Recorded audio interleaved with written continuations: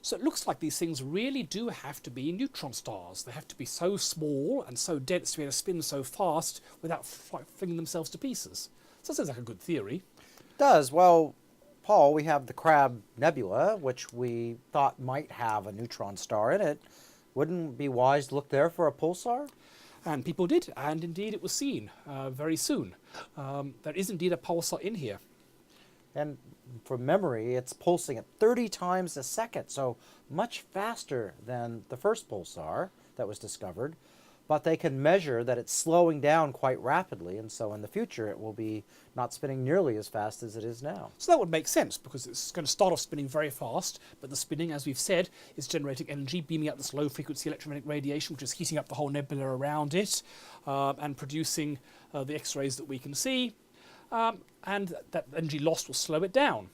And so that all seems to work. It's radiating the energy out, getting rid of the angular momentum, slowing down. And the first pulsar discovered that only goes around every 1.33 seconds would indeed be one that's now blown its nebula away and has slowed down steadily. So that all seems to make sense. So it seems like what we're getting is something like this.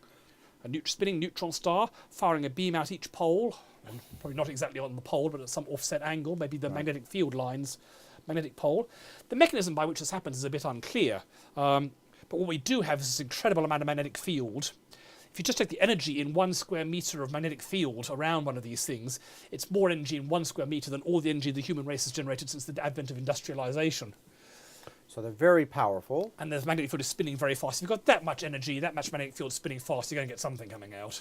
Right. And the details are rather complicated, but it seems that you can get this lighthouse-like beam spinning round.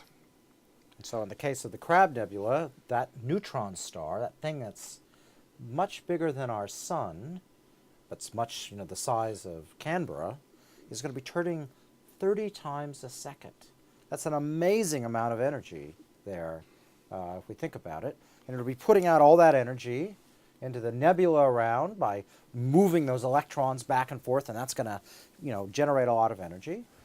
But that's also going to sap the neutron star of its rotation, and that's why it's decelerating over time, and why it won't be spinning at 30 times a second, it'll be going once a second or even slower.